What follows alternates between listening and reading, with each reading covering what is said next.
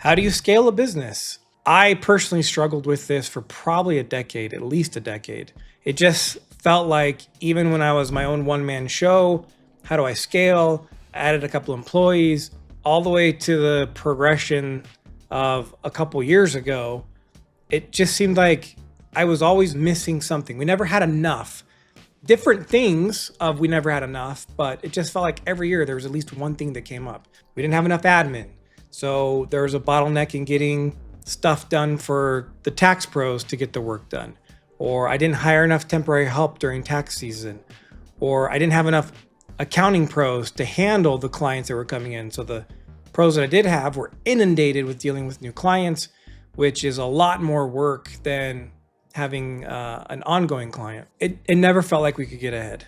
Scaling requires a solid foundation in the 4 areas of business: cash flow, team, systems, and clients.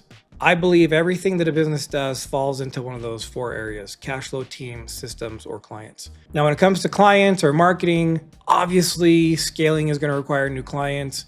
That is not going to be the main focus of what I talk about here. I want to talk about the other pieces because I feel like they're the less sexy part. People who know aren't really sharing it because marketing gets more clicks because it's sexier. So scaling is going to require an intricate weaving. You're going to need to be able to find good team members. How do you do that? Do you hire a recruiting agency? Do you do it yourself? Do you hire an employee to do the hiring? There's ways you can set up the hiring process to be as objective as possible. I wish I could credit the guy's name. I can't remember. It's not my saying, but he said, hoodoo.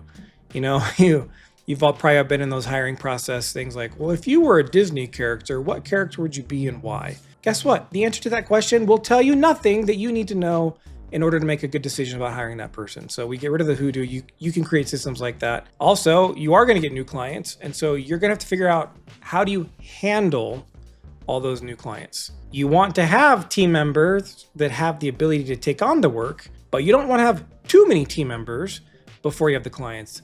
I worked with a client. I actually was using their services for something related to marketing, which didn't work out very well. But this guy was so confident with his growth plan that he hired around 50 new team members before he even had the clients to do the work that he was going to get paid for. Within 3 months, he was basically bankrupt.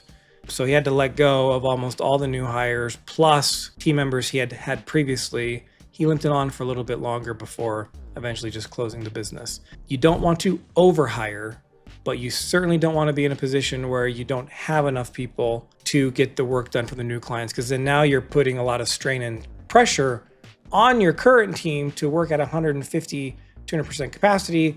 That leads to burnout. That leads to really bad work. You're also going to need systems to be able to train your new team members. Those systems can be pretty basic. They just need to be easily accessible and your team trained on how to access those trainings.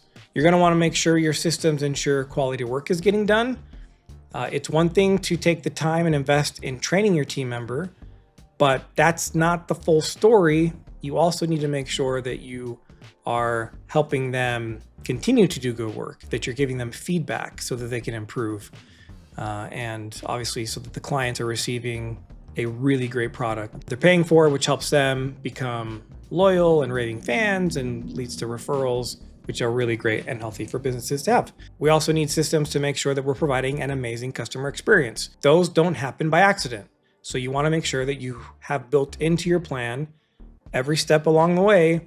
How do you get a customer to experience something amazing from you? If you haven't ever read the book, Never Lose a Customer Again by Joey Coleman, it's my favorite book on this concept. How do you know how much of each of those things you're going to need? Let's start with the training systems, quality assurance systems. That mainly is going to require your time to get it documented, and then some sort of process for your team to access it easily. When we first started and had no budget for some of the fancier stuff, we just used a Google Doc. We called it role-based training. Everyone on the company had access to it. Every department had its own separate tab. That's where these training videos or job aids lived, in the Google Doc. For most small businesses, you probably don't even need to get fancier than that. Google Spreadsheets, as simple as they come, as far as I'm concerned, one of the least expensive methods to do it.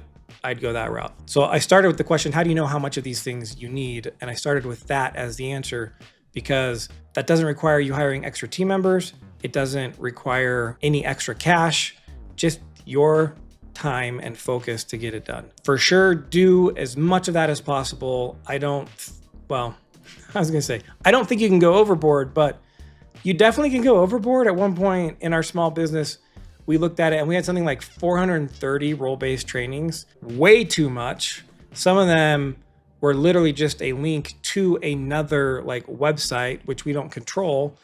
And so some of the links died. You can go overboard, but in the beginning, you're probably gonna be fine. Because again, training system, quality assurance systems, absolutely critical when it comes to scaling. You also need to understand your capacity to provide the work, to determine, once you know your capacity, you can determine how many team members you need or at what pace you need to hire them. Without any sort of understanding on capacity, you are going to overhire or underhire, both of which can be devastating to your business and certainly a big ol' hiccup and challenge roadblock with trying to scale. So look at the services that you offer, figure out the steps that it takes to deliver that service, and then determine how much time is needed for each of those steps. There might be some trial and error here when it comes to, I think it takes this much time, or it takes me this much time, which you're probably more proficient at it than maybe some of your other team members. Or if it's just you right now, add in maybe a 10 to 20% buffer. You're just gonna be better at it than most of your team. Let's say there's 5 steps that I have to do in order to complete the service that I then deliver to the client. And I understand that, each of the steps, I have a length of time that it takes me to do each of those steps. I add it all together. Cool. Let's say all the 5 steps take me an hour to get done. So that means on a daily basis, if I were working 8 straight hours, which we do not recommend, I would say I could get 8 done in a day. Okay, well, I don't recommend that. So saying full 8 hours of work is not a great way to determine capacity. I'm actually gonna say, well, if I follow the 3.3 rule, which everyone should be because the science is pretty solid, I'm gonna have 6 hours of productivity. Now, if I even build in some additional space in there because there's other things I need to be doing, maybe I could say, well, 5 of those 6 hours, I'm gonna deliver the service. I'm gonna use the other hour for other stuff. So that means I can do 5 a day. And so then based on that, 5 a day, what's my capacity? If I hire a team member and that's all they do, I could say, well, you're gonna do 6 a day because I'm gonna do the other stuff that's necessary. I want you just focusing on the service. Great. You could get even more complicated as you have other team members. Maybe you have one team member do steps 4 and 5 and another team member do 1, 2, and 3. Well, depending on that, you may find that team member A can do activities 1, 2, and 3 pretty fast, but steps 4 and 5 are the ones that take a ton of time, and someone else is doing that. So there's some capacity calculation challenges. You could just start with some sort of simple calculation if you haven't done this yet, and then build off of it. You don't have to go as crazy as I tried to make it with my examples just yet.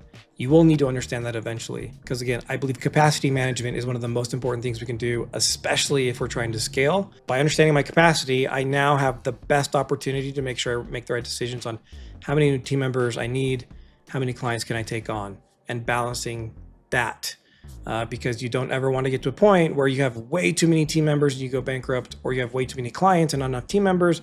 So then your team members leave because they're burnt out and overwhelmed, and your clients receive bad service and then they leave. Both are bad. And then the last part with all this determination is you're definitely going to need healthy cash flow, which means we don't want any excess financial fat hanging on this business. Analyzing your expenses is a great way to make sure you never have financial fat.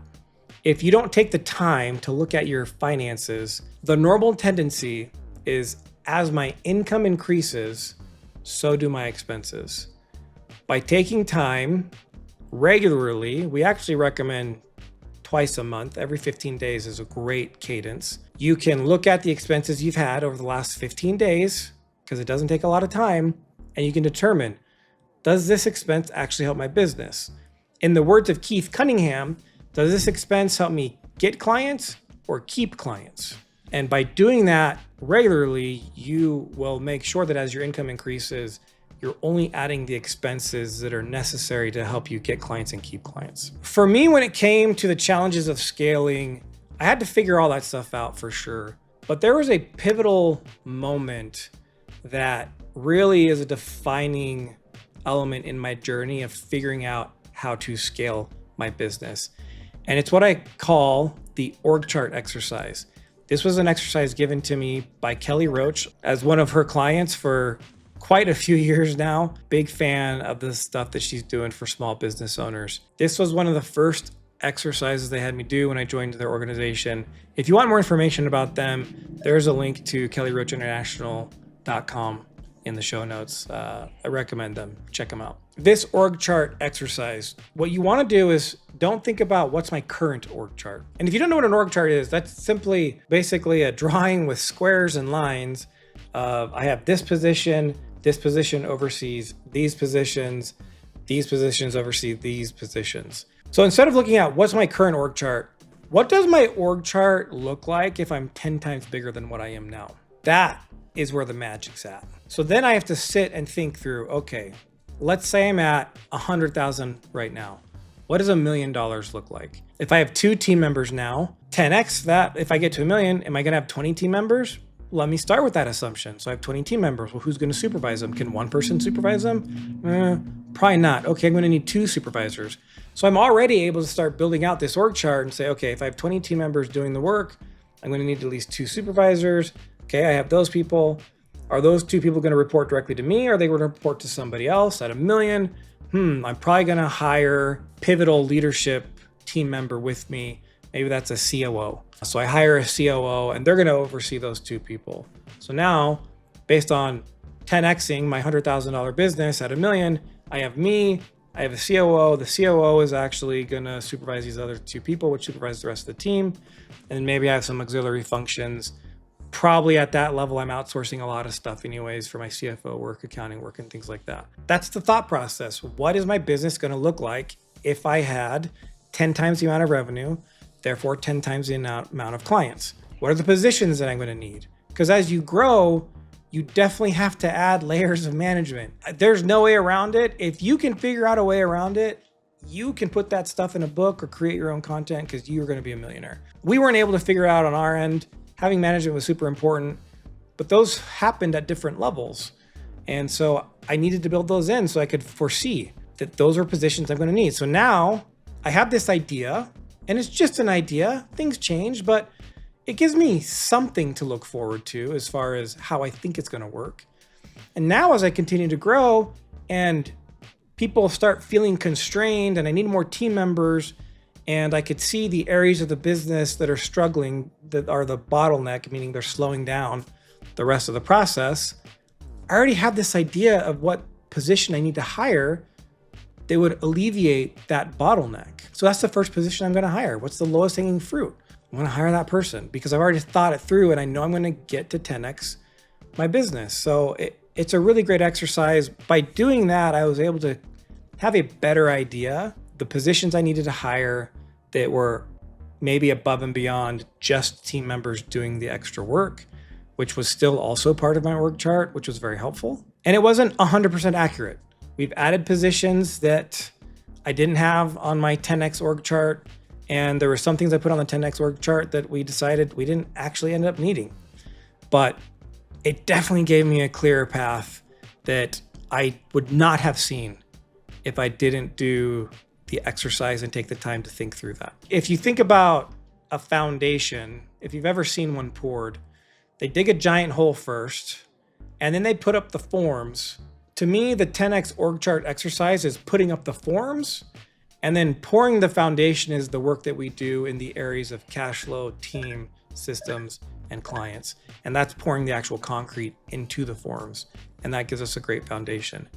With that foundation we had in place, our company was able to take advantage of an amazing opportunity with our business partner, Prime Corporate Services. And then that allowed us to grow tremendously. I mean, you wouldn't even believe me if I told you the numbers, but tremendously grow in a very short amount of time. Would not have been possible without the foundation of doing this work to be ready to scale. So during my decade plus years of struggling with trying to scale, definitely had a lot of trial and error on what I needed to fix. Sometimes I tried to fix the wrong thing, that we fixed it and it turns out it didn't help because that wasn't the root cause. To save you time from having to do all that trial and error, I actually have created a free business efficiency baseline. Take it so you can see where you currently sit with business efficiency in those 4 areas. It's pretty thorough. There's about 30-ish questions. At the end, you're going to have a score on these different areas of cash flow, team, systems, and clients of where your current efficiency is, and then you just build on that. So there's a link below to take the free assessment. I look forward to seeing your results, and I hope that we can continue to provide support and resources to you so that you can scale your business. Thank you. And remember, don't just have a great day, make it a great day.